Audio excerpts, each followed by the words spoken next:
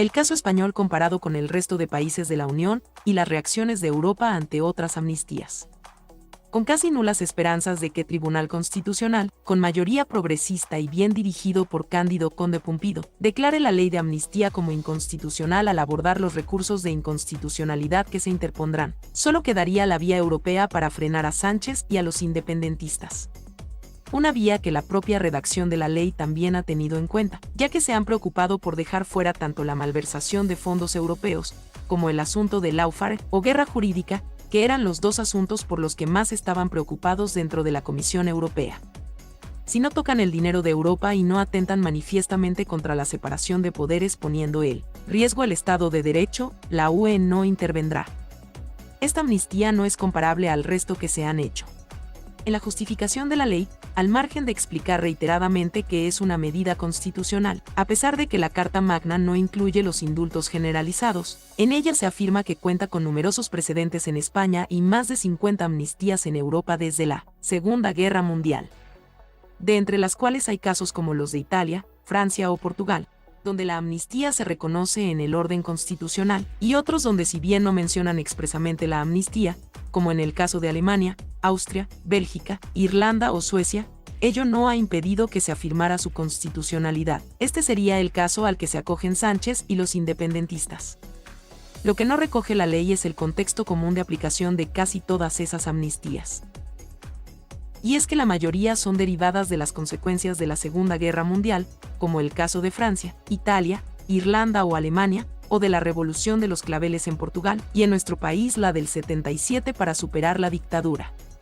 Y es que este tipo de leyes se circunscriben a situaciones posteriores a guerras y dictaduras. Y además llevan implícitas varias cuestiones como un consenso social y político mayoritario, que para nada es el caso, o que exista la expresión manifiesta de solicitud de perdón y arrepentimiento de los amnistiados, cosa que tampoco es nuestro caso. Visto lo visto, ¿qué ha hecho Europa ante casos similares? La semana pasada, tras conocerse el acuerdo entre PSOE y Junts, donde se reflejaba la amnistía y se hablaba del lawfare, un portavoz de la Comisión explicó el motivo de haber enviado el comisario de Justicia la carta al gobierno de España, pidiendo explicaciones. Se envió como ha hecho la Comisión en otros casos en los que hay un problema con el Estado de Derecho, como en Polonia, Rumanía y Bulgaria, fueron sus palabras. En estos casos la Comisión Europea aplicó el artículo 7 de TUE por violación de los valores fundamentales de la Unión, permite suspender los derechos como miembro de la Unión Europea, como los derechos de voto en el Consejo de la Unión Europea, si un país infringe de forma grave y persistente los principios en los que se basa la UE según lo dispuesto en el artículo 2 del Tratado de la Unión Europea, respeto de la dignidad humana, libertad, democracia, igualdad, Estado de Derecho y respeto de los derechos fundamentales, incluidos los derechos de las personas pertenecientes a minorías. El caso de Rumanía, el más similar a España. De todos ellos, el caso más similar sería el de Rumanía. En enero de 2019, y ocupando también como España la presidencia temporal de la UE y con el Partido Socialista en el poder, su primer ministro también impulsó una ley de amnistía que favorecía a otros políticos, sobre todo a Liviu Dragnea, líder del Partido Socialdemócrata, PSD, que no estaba él mismo al frente del Ejecutivo por una condena previa que le había inhabilitado para ello. En esta ocasión, el entonces presidente de la Comisión Europea, Jean-Claude Juncker, dijo en rueda de prensa en Bucarest que de otorgarse la amnistía, como prevén algunos en este país, sería un paso atrás en el Estado de Derecho, y sí, Europa se construye sobre la base del compromiso, pero no puede haber concesiones en lo que se refiere a lo esencial. Lo que es esencial se vería afectado negativamente si hubiera una amnistía. Además, anteriormente el entonces vicepresidente de la Comisión, Frans Timmermans, dejó claro que actuarían con contundencia, si la Comisión debe ser brutal en su evaluación sobre el Estado de Derecho, lo será.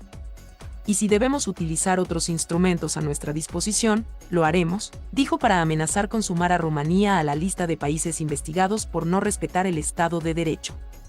Al igual que en España, gran parte de la población también se oponía a las nuevas leyes y se habían manifestado 2 años antes contra exonerar a políticos condenados por corrupción. En nuestro caso han sido la eliminación del Código Penal del delito de sedición y la reducción de las penas por malversación. Así, aprovechando las elecciones al Parlamento Europeo y promovido por la UE, se celebró un referéndum que respaldó de manera abrumadora con un 80% de los votos, una reforma constitucional que impedía llevar a cabo la reforma que proponía el Ejecutivo.